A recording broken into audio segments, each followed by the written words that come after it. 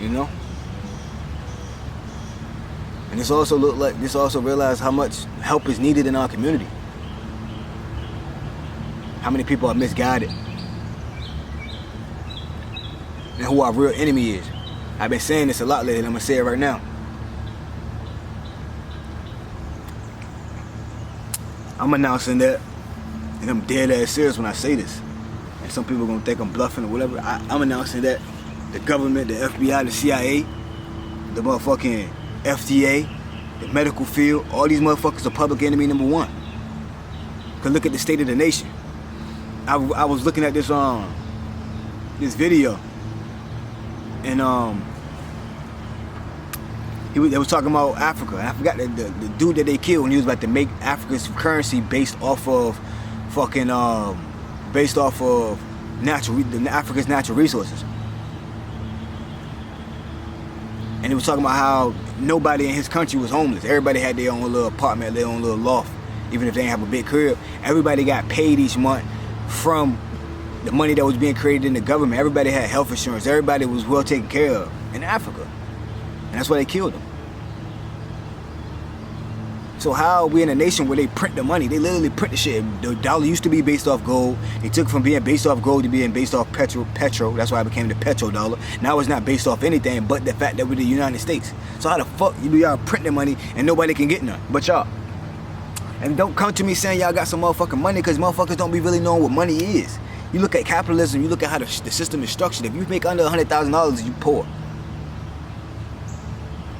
If you make less than $1 million, you're not in the middle class. If you don't have 10 M's, you're not at the top echelon of the middle class. If you don't have 100 M's, you're not rich. And the way that they printing the money, the dollar is using value every day. So your dollars, you sitting in the bank, you're not making you losing money because it's losing value.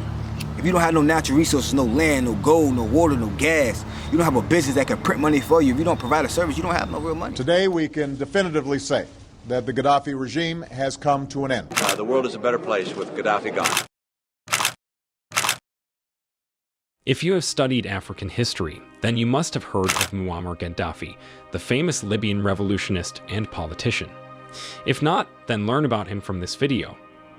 Muammar Muhammad Abu Munir al-Gaddafi, commonly known as Muammar Gaddafi, was a great African revolutionary leader, born on June 7, 1942 in Qasr Abu Hadi in Libya.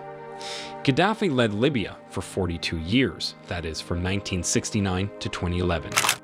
It is good to note that his rule ended when he was captured and killed on October 20, 2011, after the Battle of Sirte. Many people attached his death to several causes or reasons, but in this video, you shall discover the real reason why he was killed.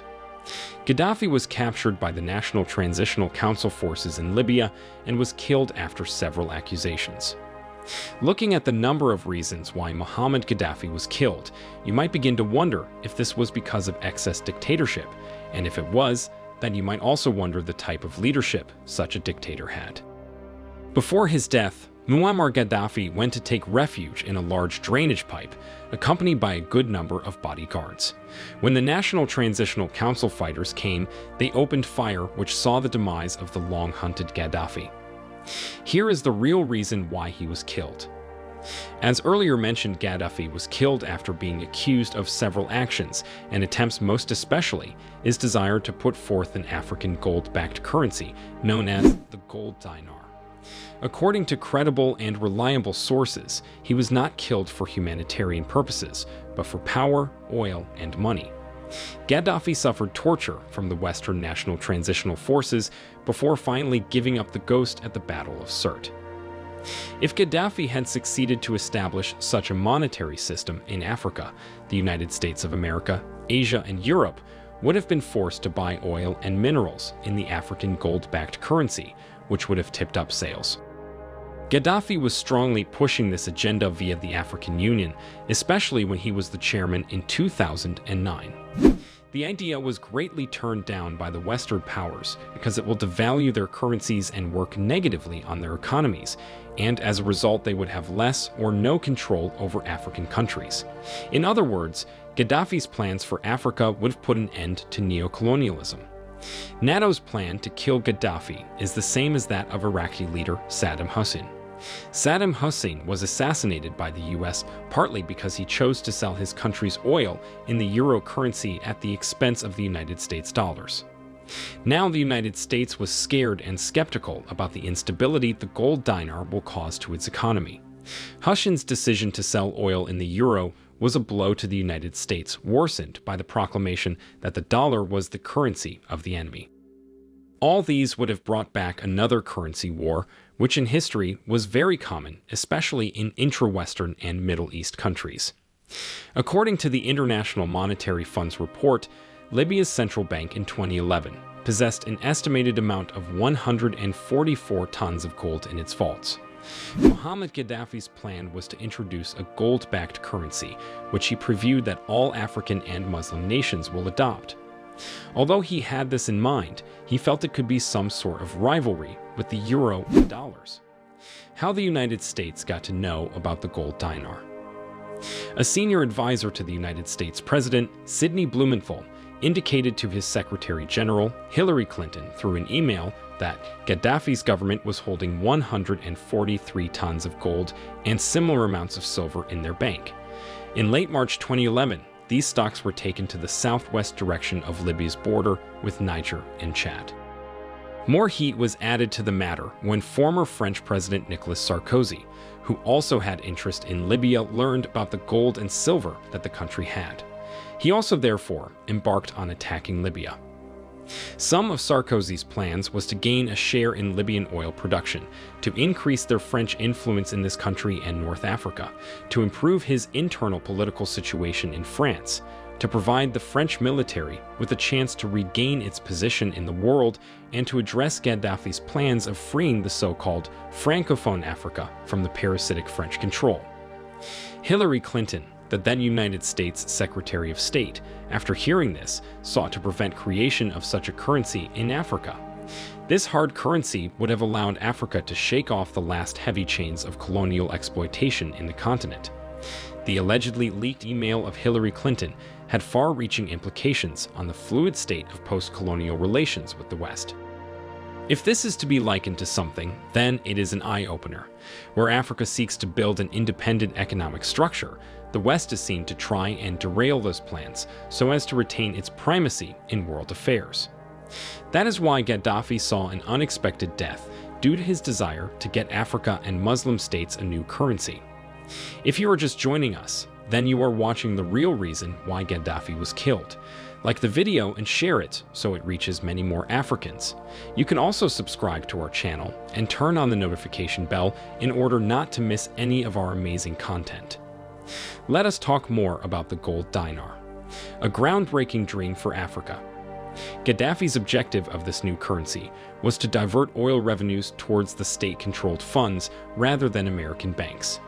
In other words, it was aimed at stopping the use of the dollar for oil transactions in African countries, most especially Nigeria, Tunisia, Egypt, and Angola. In fact, these countries were ready to change their currencies as soon as the golden dinar was launched.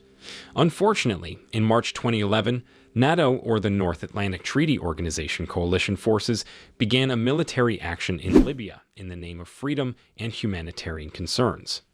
Unfortunately, many ignorant Libyans listened and believed the Western media instead of backing their leader. Gaddafi succeeded to rule Libya for over 42 years because he managed to gain support of many Libyan tribes by providing them with free water, almost free gasoline, free health system, as well as cheap and affordable education. Gaddafi's death marked the end of an African dream. Muammar Gaddafi wanted to stay away from American influence in his oil transactions by using the golden dinar. He launched a project for this currency, and other African nations were ready to give him massive support. This was an African dream, but at the same time, it was going to be a nightmare for Western banking, which greatly benefits the USA and most European countries. The North Atlantic Treaty Organization's forces were involved in Gaddafi's capture, while the Libyan military were also on the ground to enhance defense. The NATO forces opened fire in a pipeline hideout where Gaddafi was seeking refuge, wounding him on the leg and back. According to one of the unnamed National Transitional Council fighters, one of Gaddafi's own loyalists also shot him, apparently to spare him from being captured. Few minutes later, as the fighting continued, Muammar Gaddafi was killed. Several videos related to his death were shown on television and circulated on the internet. The leader was killed alongside his son, Muammar Gaddafi, and they were buried a few days after their assassination. Let's look at other reasons that led to the killing of Muammar Gaddafi. Besides all what you have watched about why Muammar Gaddafi was killed, there are also points from credible media sources that facilitated this process. As a strong and very dynamic leader, loved by the people of Libya, there were some things Gaddafi did for the people, which were not pleasing in the eyes of his opponents. 1. In Libya, there was no payment for electricity during Gaddafi's reign. Electricity was free for all citizens. Fuel, education, and healthcare were almost free or close to nothing for most Libyans to afford. 2. With an excellent management of oil revenues, the Libyan state had managed to store hundreds of tons of about 143 tons of gold, according to WikiLeaks, and the same amount of silver. All these resources were going to make Libya the most influential country in Africa, supplanting France, for instance. 3. There were no interest on loans in Libyan banks and state-owned financial enterprises. Loans were given at 0% interest rate by law. 4. Living in a house was a must-have issue for all Libyans. Gaddafi even vowed that his parents would not get a house until everyone in Libya had one. In fact, having a house in Libya was considered a human right. 5. All newly wedded couples in Libya received money from the government to build their new apartments. 6. Necessities were given out freely or at very affordable prices to Libyans to better their lives, amongst others. All these were seen as provocative and dictatorial to those who were not in support of Gaddafi's projects, which at the end culminated to some fighting and subsequent killing of the revolutionary leader of Libya. All these other reasons why Gaddafi was killed are gotten from the Muslim Times media source. Gaddafi even carried out the world's largest irrigation project in Libya, the Great Man-Made River. This project utilized giant pipes to send fresh water from the Nubian sandstone aquifer system fossil aquifer across Libya, and it was fully funded by the Libyan government. No loans from the IMF or China. Unfortunately, NATO forces intentionally and under strict orders destroyed this irrigation system, and even went further to destroy the factory where the pipes for this project. All it takes is the Redfin app to imagine yourself in a whole new place. Download the app today. If you believe that God has a bigger plan for you than to work a mediocre 9-to-5 job for the rest of your life, were manufactured. This was a project that was aimed at helping Libyans, so why destroy it if your goal is to free the same Libyans? That is how you saw it on this video titled, "The Real Reason Why Gaddafi Was Killed." We hope you now have ample facts to back your doubts after watching. For a quick summary, although Muammar Gaddafi had his own personal shortcomings, what is widely known about him by people in Libya and Africa was that he was at the verge of getting Africa out of external control, as you have just watched. Many sources gave different ideas about the real reason why Gaddafi was killed, which normally were based on what they perceived about the whole situation of establishing a new currency in Africa. Several biographers and observers characterized Gaddafi as a populist. He was well known for appearing on screens severally to answer questions that people asked him. As a highly esteemed figure, Gaddafi dominated Libyan politics for 4 decades and was a subject of a pervasive cult of personalities. He was decorated with several awards and praised for his anti-imperialist stance, support for Arab and then African unity, as well as significant for the development of Libya. Gaddafi transformed Libya into a new socialist state in 1977. He officially adopted a symbolic role in governance, but remained head of both the military and the revolutionary committees responsible for policing and suppressing dissent. We have seen the assassinations of many African leaders who had the mission of freeing their people from Western influence or uniting Africa. Look at the likes of Patrice Lumumba of Congo, Sir Abubakar Tafawa Balewa of Nigeria, and Thomas Sankara, amongst others. History is just repeating itself. Only the actors are changing. Africans must avoid external influence and work with their leaders to foster development in their countries. If this video was an interesting one to you, then please give it a like.